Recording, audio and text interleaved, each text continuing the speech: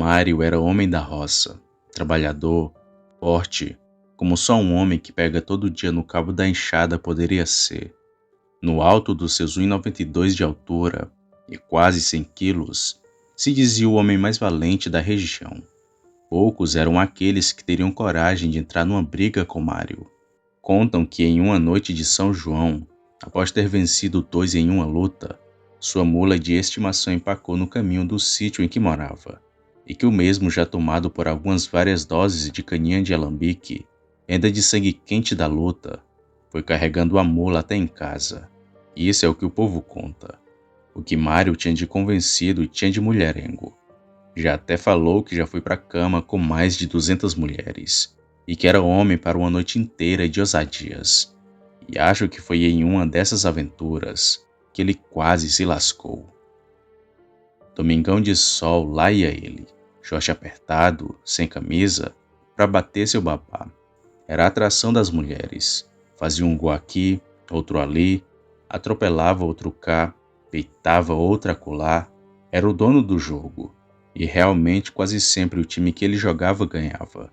E por isso ganhava sempre muita cerveja nas inúmeras apostas que fazia antes do jogo. E foi no derrame desses de cervejas que a trama começou a se desenrolar.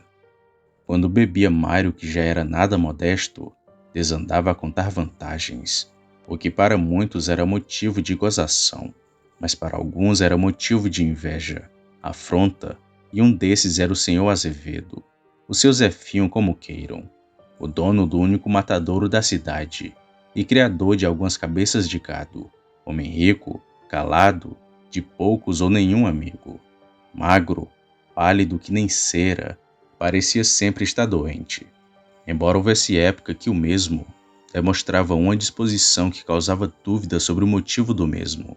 Porém, após alguns dias a aparência de convalescença retornava. Vivia em sua propriedade, a maior da região, onde vivia isolado com sua segunda esposa, moça de 26 anos mais nova que ele, já que os filhos, todos já adultos, tinham se casado ou estavam na faculdade na cidade grande e não aceitavam tal relação. Seu Zefinho tinha uma bronca com Mário, por desconfiar que o mesmo andava se engraçando com sua esposa. E nesse dia, ele e Mário estavam no mesmo local, sendo que Mário já estava bêbado e começava a contar suas histórias. Quando chegou o assunto mulher, seu Zefinho se aproximou e prestou mais atenção ainda no amigo falastrão. Incomodado com tanta soberba, perguntou para o outro se ele não tinha medo dos maridos dessas mulheres todas, o que prontamente foi respondido. Não tenho medo de homem nenhum, ou de qualquer outra coisa que ande ou rasteje por esse mundo de meu Deus.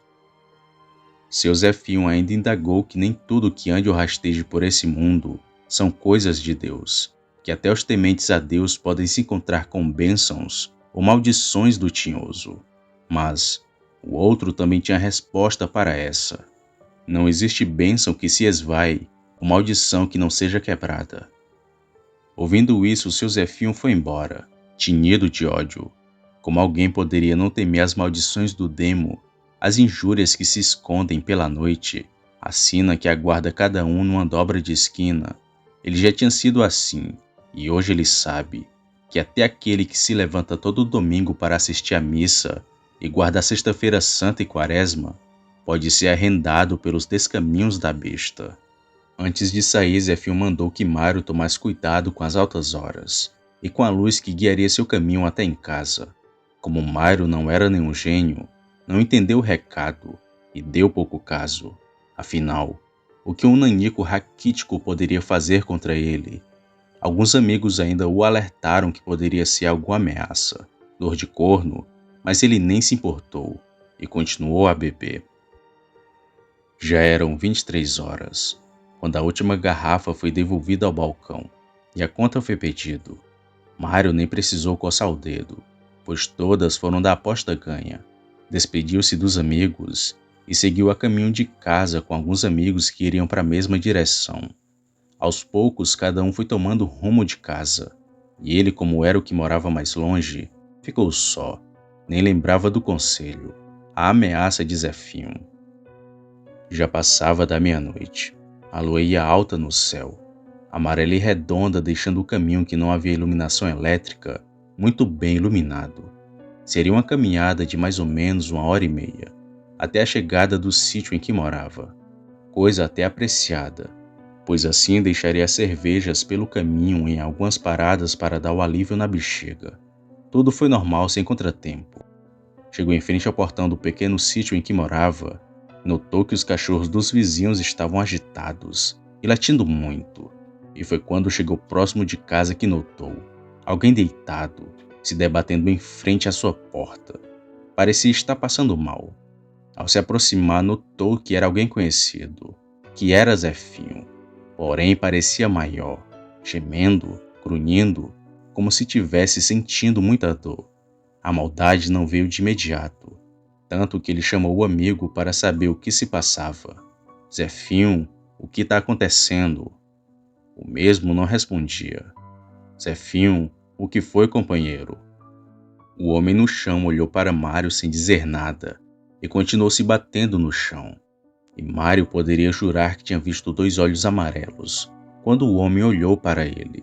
Os grunhidos já pareciam urros, e um forte cheiro de esterco de cavalo começou a ser notado. Parecia que o homem estava se esfregando em esterco de cavalo.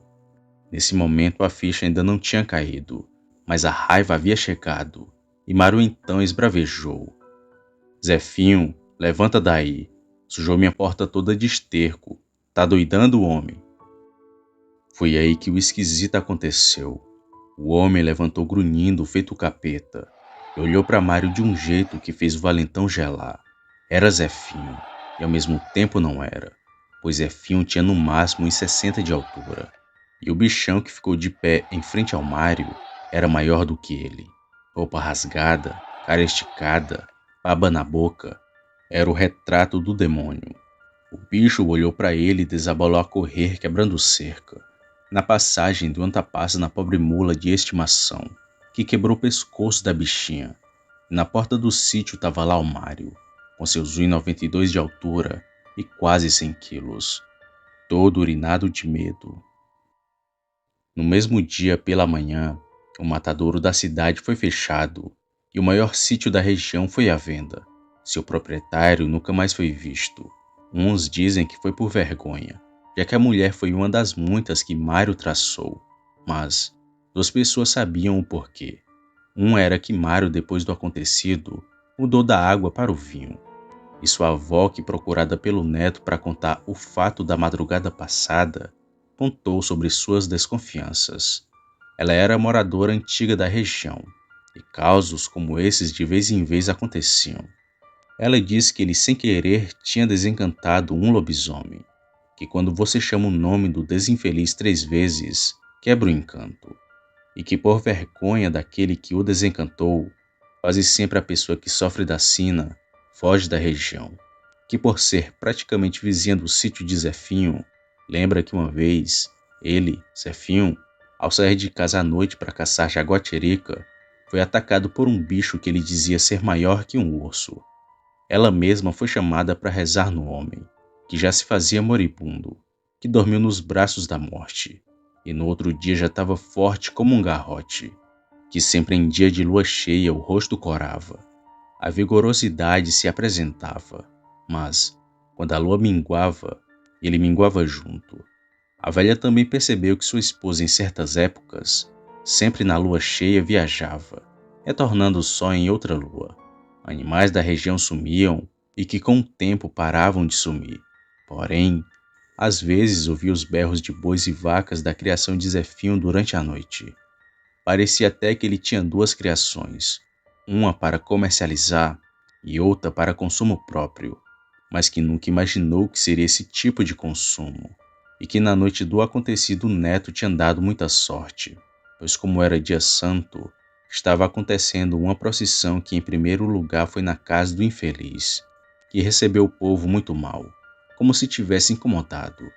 A procissão depois se dirigiu até a casa do caseiro, ficando lá até às 11 horas. Sendo assim, o bicho não conseguiu se transformar, pois as orações, rezas e a imagem de Nossa Senhora seguraram a mandinga do lobisomem, Se não fosse isso, o bicho já transformado é que estaria esperando por ele.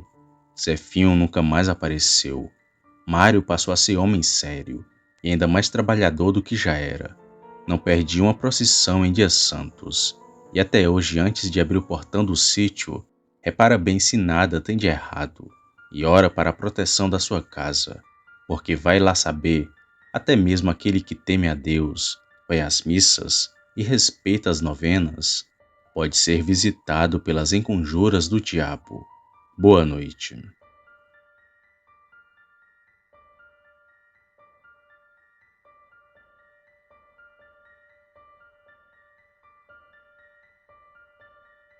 Opa, e aí? Se você chegou até aqui, significa que gostou do vídeo, ou que me aturou por longos minutos.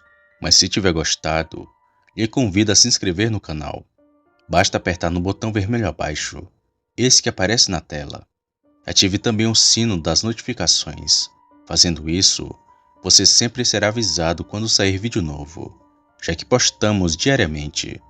Deixe o like para fortalecer o canal e compartilhe o vídeo para que outras pessoas vejam e assistam. Fazendo isso, vocês não só estarão ajudando o canal, mas também a mim. E se fez isso, muito obrigado. Me despeço de todos e vou ficando por aqui. Fiquem com Deus e até a próxima.